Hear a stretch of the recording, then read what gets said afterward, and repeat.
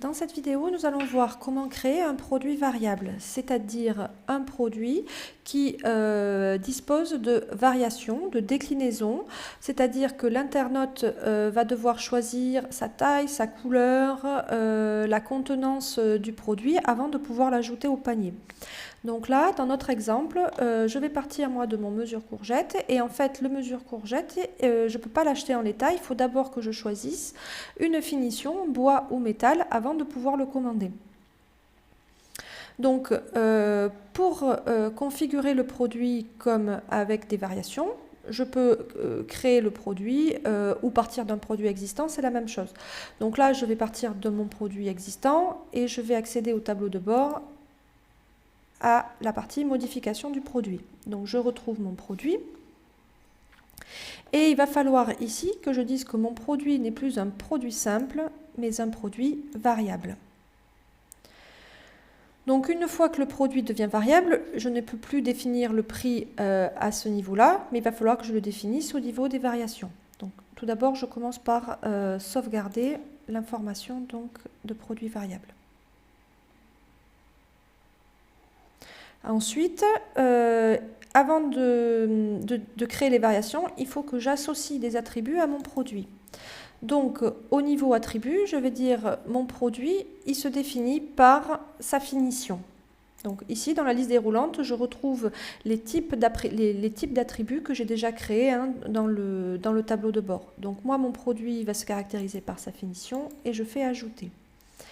Ici, quand je clique dans l'onglet valeurs, je retrouve les valeurs d'attributs que j'ai déjà créées dans mon tableau de bord, dans la partie attributs. Donc je vais pouvoir dire, donc j'en ai une ou plusieurs, et je vais pouvoir dire dans quelle valeur d'attribut mon produit est disponible. Donc moi, mon produit n'est disponible qu'en bois et en métal. J'ai éventuellement plastique, mais ce n'est pas le cas pour mon produit, donc je le laisse de côté. Je ne suis pas obligée d'associer tous les attributs à mon produit, toutes les valeurs d'attributs à mon produit. Et surtout, je vais penser ici à cliquer sur « Utiliser pour les variations ». J'enregistre les attributs.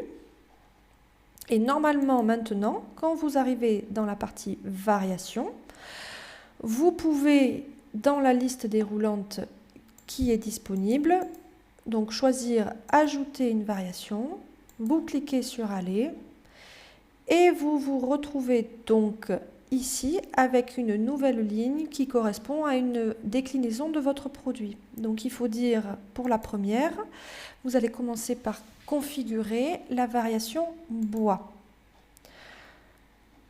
J'enregistre et puis mon produit, je vais cliquer de nouveau sur ajouter une variation. Pour ajouter la deuxième variation, c'est la finition métal et j'enregistre.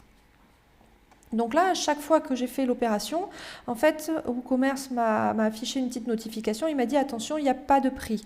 Donc ça signifie que tant que les variations ne seront pas complètement configurées, elles ne remonteront pas sur la boutique.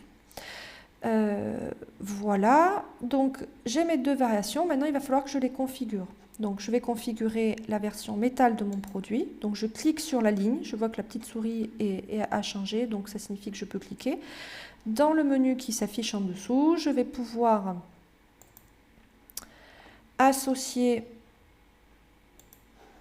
une image à cette variation, définir un produit, donc en fait un tarif, pardon. Donc le tarif pour la version métal, c'est 35 €. Le poids, c'est toujours 500 grammes. Et je vais dire qu'en stock, le métal, j'en ai 4. Et les commandes hors stock ne sont pas autorisées. Voilà, donc tarif stock. Je réajuste éventuellement le poids si nécessaire et j'enregistre. Je vais définir maintenant la configuration de ma variation dans le bois. Donc je vais pouvoir mettre une autre photo. Donc c'est toujours conseillé de mettre une photo pour chaque variation. Ça permet de bien se rendre compte de la présentation, du rendu du produit dans une déclinaison donnée. Donc là je mets un visuel différent. Donc la version bois est plus chère, elle est à 40 €. Et par contre elle est un peu plus légère, elle est à 0,400 grammes. Voilà, par contre, j'ai cliqué Entrée, donc ça a sauvegardé. Je reviens sur l'onglet Variations. Je reviens sur ma déclinaison bois. Et ce que j'avais oublié de faire, c'était de cliquer sur Gérer le stock pour définir que ici, par contre, donc autant le métal, j'en ai 4. Par contre, là, je suis au niveau du bois, j'ai un peu plus de stock. J'en ai 8. Voilà.